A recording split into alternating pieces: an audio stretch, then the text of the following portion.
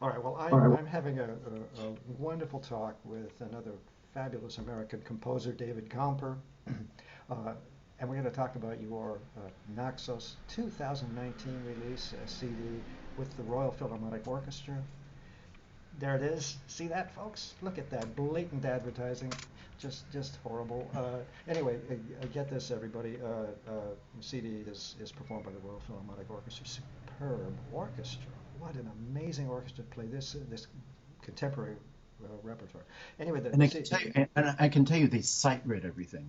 I'm They not didn't surprised at all. produce. Yeah. It just came. They laid it down. They did one thing. We tested the microphones, and it was That's on it. we went. Maybe a Yeah. couple takes here and there, or just No. Well, or like three takes for each section, yeah, of course, yeah. But that's it. and then Yeah. Well, coordinations.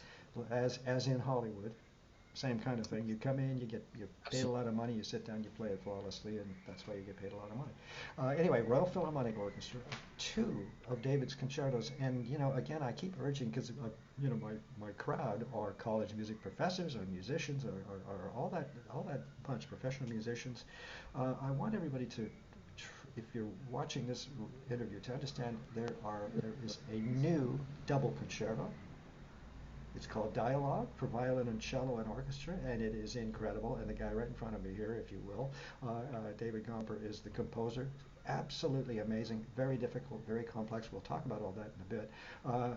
And also on this CD, a clarinet concerto, his clarinet concerto 2013-14. Both of these are world premieres. The clarinet concerto is mesmerizing. I mean, absolutely, it's a major, major work. And we're going to talk about the task of orchestrating. We mentioned this a little off camera, and that is what jumped at me, the brilliance of the orchestrations. And if you're looking if you know how to find color, orchestrate through orchestration is the only way to find these wonderful colors. You have the whole palette before you. And David Gomper, you are a master. These two very complex, very big concertos, the clarinet concerto, the double concerto, are big. I mean, there's a lot going on, and it's It's all loosely. sprawling. They, Yeah, they're not 10-minute pieces. that's right, No, I about have to. 27 minutes each somewhere. Yeah, Yeah. double conjure ended up. It started at 9, and then I expanded it. I started it at Banff one winter, and then I got it done quite quickly. I realized after the premiere in February, whenever it was, 2009, 2010, it was too short. I needed to say more. So I went back a year later to Banff, expanded it by double, so 18 minutes, and then I still came back, and the proportions were not right. It's this is the problem when you start to expand things. I didn't do a Mahler, but I kept on revising it. Um, in the end, I ended up with three times, 27 minutes, And guess what? and It feels exactly right. I It think feels so. I exactly mean, right. I like pacing. I watch a lot of movies or TV shows, when I'm working out. And so I want to know exactly how long do you get into the piece before it has to change or it starts to morph. So I'm traditional in the sense that I want, as a listener, I want to know exactly where I am in the piece. So sorry, modernist, narrative is quite important to me when you're introduced material, when you start to narrate the material, when you develop the material, and then anything that's conclusionary. So I get these ideas from actually the teacher of Lutoslawski. I can't remember his name. It starts with an M, and you can find it in the Ray book. But it was this introduction, narrative, development, and conclusion that Penderecki and Lutoslawski and many of the Russian composers sort of took on board. And for me, that formal analysis, that formal pacing of energy, how long, when does the love scene come in? That's where it starts. How long is the car chase? Where does it reach up, and where are the lulls? So this energy, the pacing of energy throughout the entire piece is absolutely crucial to me. Let me jump in. You have just stolen about three of my questions Oh, in sorry. one long paragraph, which is to say you have begun to touch on the art of orchestration, and we'll touch on it more.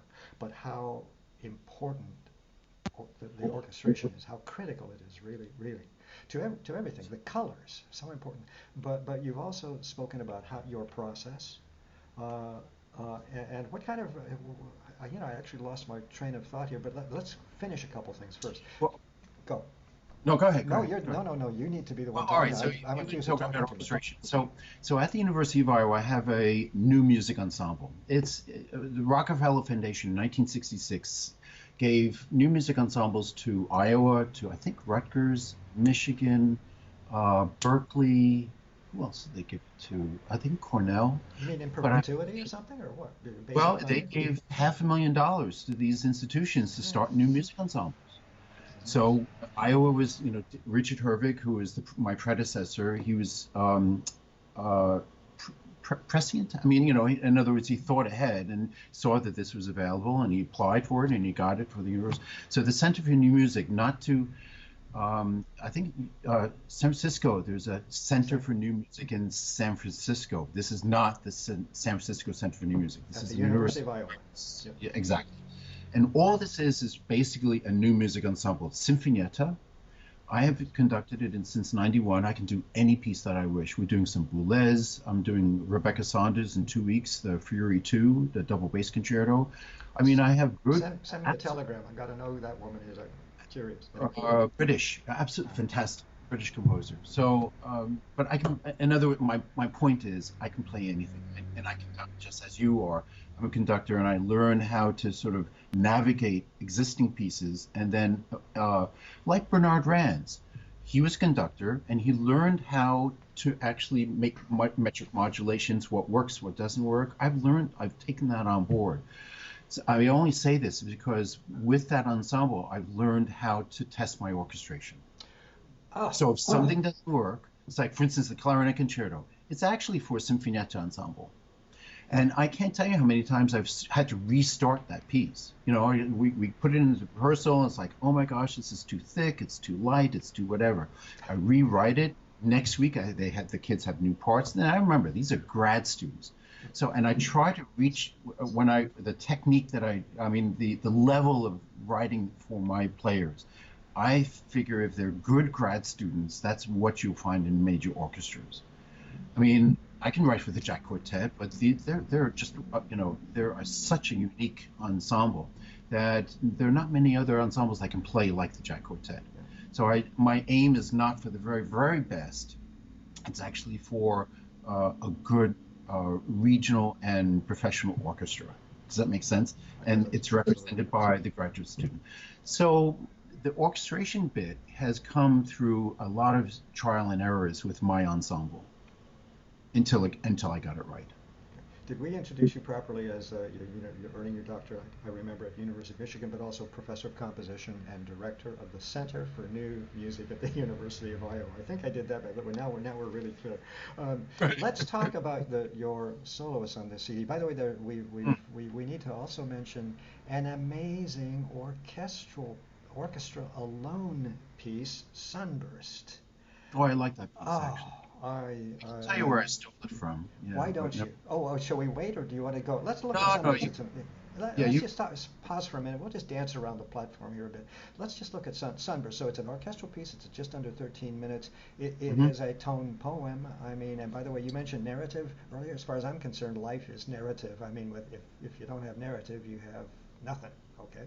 So I love the narrative, especially subtext. And I can look at this battery and just stare at it, and it's like it's not going to do anything. But I want activity. I want dialogue. I want interaction with various players on the stage. What am I to say?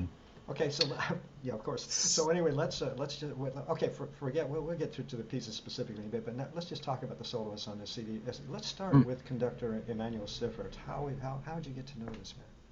I might start actually with Wolfgang David. Sure, you're in charge. Wolfgang David. Only because I know Wolfgang. I know Emanuel through Wolfgang. Okay, and Wolfgang is the violinist. Wolfgang is the violinist. Absolutely fabulous violinist. We just did a recital last Sunday here on the campus. He plays everything from memory because he works with a blind Japanese pianist. So he's half the time in Vienna, half the time in Japan. But because the pianist is blind, he can't use the music. So he has to memorize everything. So we just did the Poulenc violin sonata. He did it from memory. I didn't. Zanaka's Dick Thoughts. And then he did a Bach. Anyway, so In 1998 or 1999, the Austrian Cultural Forum came to me saying, you know, we have all these composers from Graz. If you're a composer and you want to go to Vienna or Austria, you don't go to Vienna, you actually go to Graz. Heard this. That's the powerhouse for composition. So I brought all of these famous people now, Bert Furrer and Haas and Lang, Bernhard Lang and Georg Lang, And to the few Iowa. Americans have heard of, really. I mean, Never heard, it's but I mean, if you amazing. Google all these people, they're, you know, I'm exploring all of those CDs, all the German record companies, the Polish, yeah, it's fascinating. The composers yeah, we've never heard of yet. That's why I'm yeah, excited. exactly. Anyway, go ahead. Sorry. Well, unfortunately, because I think they have a lot to say. So I brought them all to Iowa, and we did a Austrian Contemporary Music Festival. And the Stop. I'm going next, to stop. I have to be facetious. So how many yeah, people attended? Three? Am I being oh too no, I rude mean about it's full Iowa? house. No, no, no, full house. I Ah, mean, we have a fantastic concert series. Music, actually, composition at Iowa started in the 1919, so wow. wasn't just the 60s. It's long lived here. Yeah. Wonderful. In any case, the next year, the Austrian Cultural Forum rang me up and they said, we had this violinist, Wolfgang Schenkschmidt, and we'd like to bring him to Iowa to do it. So we had another pianist, and they came, and it's just like my jaw was dropped. So of course, I went to him with my violin piano piece. I said, Wolfgang, would you play this, please? And of course, he said yes. So the next year, he came back a second time, and it was at that point that I began to work with him as a pianist. We have 180 performances under our belts between the two of us. Um, and he's come back to Iowa ever since. We do long tours. I wrote for him a violin concerto, which is on the first Nexus CD. I don't know if I sent that. What's the title of the CD? You didn't send it, but what was the title of it? I should have done that, but it's just violin concerto, I think. I have it on the shelf there. So Well, I wrote for. all I can say, just let me jump in a word. I am so Yeah. interested in your music because it is so good. If you get around to it, send that concerto to me. Oh, Not that I can do anything about it except enjoy it. I mean, you're really a master. So go ahead. so I mean, I learned how to write for violin, and Wolfgang has been he's like Joachim, I'm Brahms. We have such a good relationship in terms of performing together, and he gives me shit, but I mean, he also gives me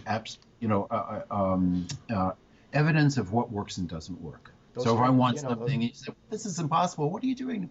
But if you do this, Yeah. this, and of course, this is how composers work. By the way, it always starts that way with string players. They always give you shite, Of course, but and then then they say, "Oh, it's impossible, it's impossible." Then 3 minutes later, their mind said, "Oh, but if I do it this way, this way, this way, oh, I see what you mean."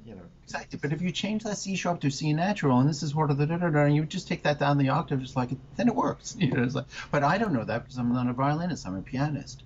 So that's the kind of person I really enjoy working with, and it was with him and the cellist Tim Gill, um, who was the principal of the Orchestra in London, Did you and say then with Orpheus? Sorry, we lost you just a little bit. Orpheus.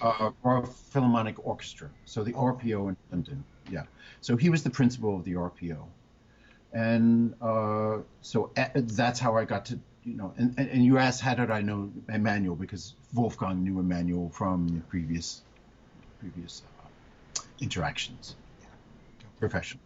All right, we got that one done. Let me jump you back. Just it's a kind of a dumb question, and yet people always want to know, including me, because as a musician, I know right away when certain things happened that changed the course of my life. When, what? You're a pianist. When did something say, "Oh, hey, I'm a composer"? What do you know? Well, I suppose it's arrogance. I thought, well, I can do it better. Of course, I didn't know any better, and I really didn't know what I was doing. So, to be honest, that's how it started. As learning all this Rachmaninoff and Brahms, and and then I thought I was bored, actually, learning sort of like a robot, repeating, and I wanted to test the waters. But that's how it began. As a typical pianist who thought he could compose. It's Yeah. kind of like me in And, conducting. well, yeah, and then It's years later, ha. yeah. 20, 30, 40 years later, you actually get better at it because you just do it longer. Yeah, You know, yeah. you do it enough times, you know what It, works it, and doesn't work. exactly. It's kind of like me as a critic. I mean, I've heard everything 18,000 times except for the new stuff. And now I finally, by the way, after my own period of arrogance, what's that, about half a lifetime perhaps of arrogance? Now I finally, I'm really hearing, I'm beginning to understand this whole mystery of art. You know, it's amazing. Listen, speaking of mysteries of art, let's talk just a kind of a brief aside that's silly and it's not, because we touched on it a little earlier.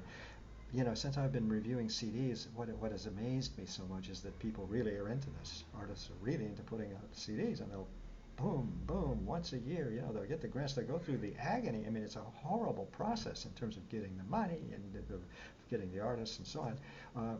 And 2, 3 years go by. Yes, boy, hold your head. But there is something. You know, we all know it's something about legacy. And what else? You mentioned earlier, because there are a couple of legacies. Yeah, go. Well, I mean, the legacy for all composers, I think, should be the manuscript. I mean, I'm going to be gone, but this will end up in some library, and maybe someone will start looking at it, and they'd like to listen to it. So there's the audio legacy. This is a representation of what was going on in there. But in the reality, this is secondary, and actually, this is first. And I want to make sure that we talked earlier about orchestration, that the orchestration, whatever period it's done, it actually works. That I sat down with every single person that's playing in this piece, and I know it works because, well, it's idiomatic, in other words. And so it's not about just habit. Meaning Habit facetious. composition or No habit. I'm at the getting back to putting out CDs because you have two, maybe three since this one, and that one's copyright 2019. Give me well, I a mean, break. there's in academia there's pressure to publish, and so what's our output? Which is really dissemination to.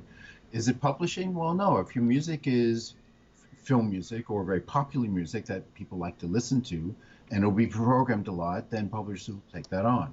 But my pieces are not quite. They're right in between.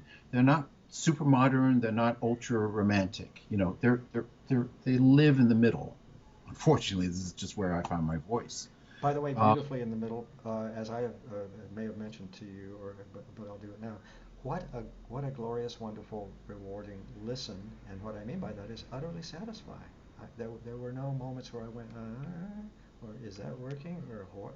You know, nothing. Just a beautiful, beautiful experience, and so you're in the very good middle. You satisfy everyone. The sophisticate, because your music is extremely sophisticated. Obviously, we talked about orchestration, the writing, the complex structures. Um, but you also know how to entertain, and I use that word as a great and high compliment. yeah, thank you. Well, I mean, it doesn't come. I mean, it doesn't come automatically. I do take a lot of to sort of revisit things to make sure they work. And we talked about that earlier. I'm not sure people are clear, but the idea we've mentioned orchestration, how important it is, but that orchestration is tremendously time consuming. So as I was going to ask you about one of the pieces, it took you something like 3 or 4 years, and correct me if I'm wrong, but you said essentially that it's the orchestration that takes so much time because you want to make sure you have all the colors right, all of that right. Can you want to talk about that Oh, just for a little absolutely. bit longer? Yeah, absolutely. I mean, even this past January when it just came back from London for the third Naxos CD, and so on that Naxos CD, we did a double bass concerto with our Volkan Oran, who teaches double bass at the University of Iowa. Fantastic, By the way, fantastic can't violin. wait. Another major Double work, basses. and another It- major work, double bass It's just concerto. yeah, two movements. It's like 25 minutes. A component. Sorry, a another orchestral piece, not Sunburst but Moonburst. Interesting. So it's a companion piece. And then now I have to write the cello concerto. So for this third Nexus CD, which will be next December 12th, Wow. is the recording session. Are Wait, you a symphonist in that sense? Do you work in big stuff? Do you prefer I, to work I, in this big I've, stuff? I've come to because I was given a hard time by very close friends saying, David, why are you writing these chamber pieces? A composer is only taken seriously when they have orchestral pieces. And I thought, Interesting. you're right. So Interesting. but I wanted to test my hand at, the violin concerto. I wanted to be able to say that I could write a proper violin concerto. So it's very formally, you know, traditional in that sense. And I And listen you to know what you're doing well, thanks to I the think violinist, your violinist pal. the violinist. I mean, so all right. So I have to say this. A lot of these concerti are actually were born just like a sculpture before they go into bronze. They do plaster of Paris models. I would do duet versions. So the violin concerto was actually echoes for violin and piano. We did it maybe 40 times as a duet, and I tested it in front of all kinds of audiences. What was the purpose of that? It was to make sure that all the sections were properly lengthened. In other words, the sections were 4 minutes. They weren't too long. They weren't too short. So we worked out the form in the duet version, and then I orchestrated. The same thing with the clarinet concerto. Very It's interesting. tresor, but I worked it out. I orchestrated it. It's now the clarinet concerto. Okay, and you grabbed another question from me, the question and statement and compliment, I do believe, which is that I also am a dance critic, and what I really look for is the continuity between dance segments. Mm-hmm. Continuity between Mm-hmm. segments, so there's no disjunct moment. That then I see somebody is, things aren't quite right. Double concerto. I mean, I'm seeing 7 different sections that you indicate. The introduction, episodes, 4 episodes, a cadenza, gorgeous cadenza, by the way. Isn't it beautiful? Oh, It's like, and it came in like 2 hours. They went upstairs for tea. They were here, just right down here, both Tim and Wolfgang. yeah. They said, "Well, we're not happy with this." So they went up to get some beer or tea or whatever it was, and 2 hours later, I came out here, and it was done just like that. Nothing like pressure where your shoulders are saying, this is awful. We don't like this. We're going to go up and have a beer. Come up with Well, something. basically, they said that. He said, "Now you work this out right now." I've been there not as a composer, but to a young composer who had no idea how to voice lead, and the high-end musicians who sat down to play a wonderful piece, really very interesting piece, but just said, "Kid, go in the back room for a few hours and straighten this thing out, will you?" Let's see. Well, but the double concerto with these various episodes, they're beautifully linked because it is one continuous concerto. Likewise, the clarinet concerto. I've been right. I mean, I don't recall any real pauses. No, there No, it isn't a isn't. pause. Yeah. It's one single. There was a pause at the end of the cadenza and into the third movement. And one of my Iranian students, very smart, he came up to me after the concert. He said, "Oh, Dave, what are you doing? Why don't you?" And so I thought, well, why don't I link it? And so I created this minute and a half, bridge Yeah. going back into the third movement.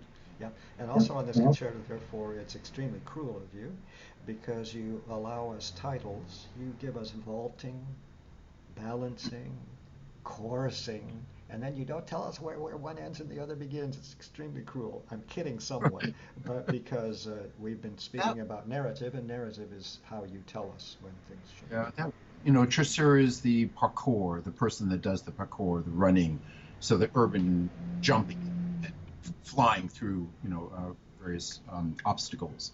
And so I wanted something that had flow, that, they would stop, but no, they would go right through. And I didn't want any stop in the piece. Mm. There was a pause at letter H where H is for heart, but it's just to me it's the most beautiful section because it actually creates a still and Give and me, let me jump in on that. Did you just describe one of the so many composer secrets where they hide things? It stops. There is a built-in stop at H for heart. yes, yes, I yeah. love So, composers because they're so mysterious. You never tell us anything. That wasn't in uh, your program. No. Also, I'm uh, going to kind of move us on because we're getting toward the end. It was clear to me. I mentioned to you, I'm the guy. You're a conductor also, but I'm the guy that always hated theory.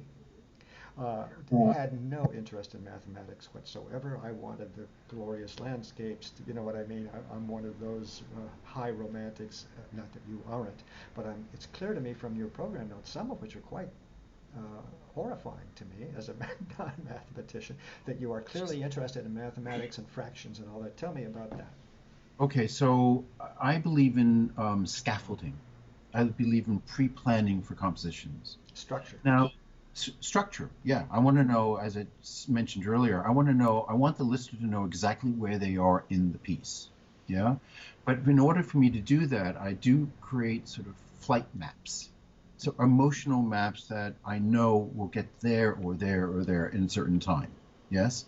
I try to, I mean, I'm like Bert Footer in that I pre-plan it down to the minute and down to the second.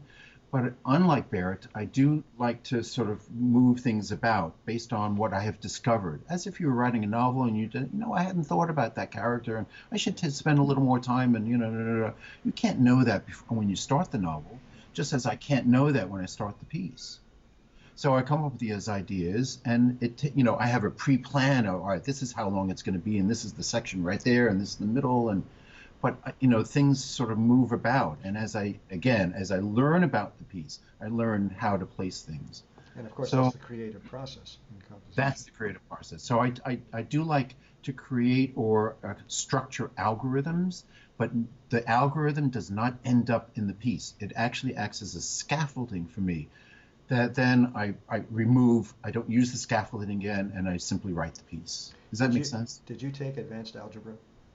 No, I hated math. Oh, I thought I Absolutely. had you. I was expecting you to say, "Oh, yes, of course," and I loved it. Then I could really No, be but a I got the fraction, the 1/2, 1/3, 1/4 from actually Carter, and the idea of metric modulation and how time can be a result of divisions of 2, 3, 4, 5, 6. That's when I take a nap. Let's Yeah. see. By the way, where are we doing? We're okay. Well, I just want to touch on a couple of things. Just a quick one because it's a silly question again, really. But there are so many wonderful things for clarinet in that concerto. I mean, you have really. And let me just. I was going to say you really put everything into that concerto, but it's not like just dumping goods. It's everything makes sense, including all of the magnificent special effects.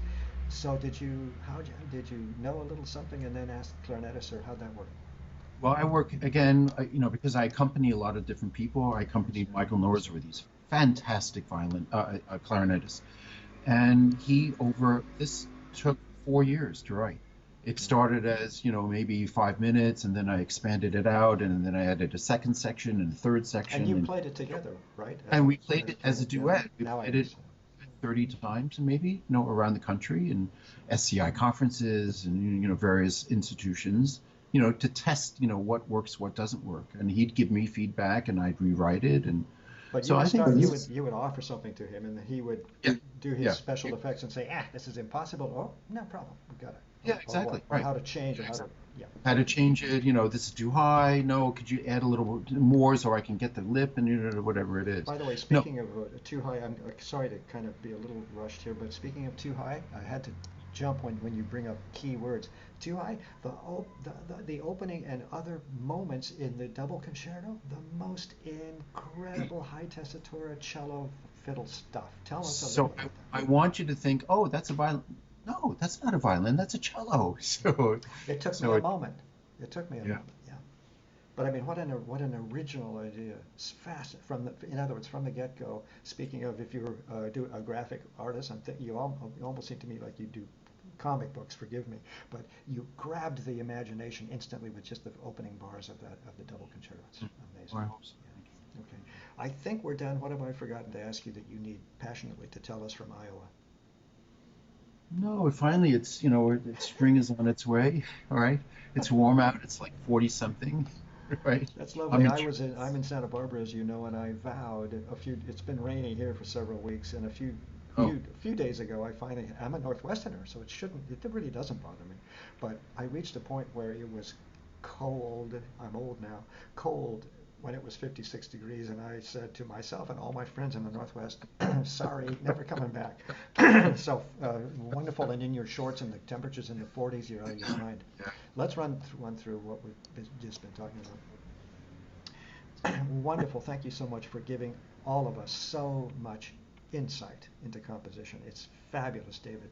I'm talking to American composer David Gompper, about his Naxos 2019 CD, which is already, being passed by the faster buggies of the most recent two. I love that you're getting these major works, not only composed a double bass concerto. Mhm, People should be mhm. running. Bassists should be running out to grab that one, Well, we're especially from performing. Hartford. Yeah, we're performing it June 5th at the ISB, International Society Basis at Indiana University. Same thing, piano bass for Yeah, starters. the Yeah, duet version. yeah, Right. So, wonderful. That's such a great idea. Anyway, this CD that we're talking about on the Naxos label, 2019, with the Royal Philharmonic Orchestra, you can't go wrong, has two of David Gomper's concertos, the double concerto, Dialogue, for violin, cello, and orchestra, and in the program notes there's you have a whole wonderful section about how this piece comes together and how by the end these two people are best buddies. Just well, lovely. yeah, it's dialogue and they argue and they make up at the end. Yeah, Yeah. it's That, marvelous. that's So dialogue, a wonderful double concerto for violin, cello, and orchestra. Very challenging, very difficult, and also first rate. You know, what else can I say? And the clarinet concerto, 2013, 2014.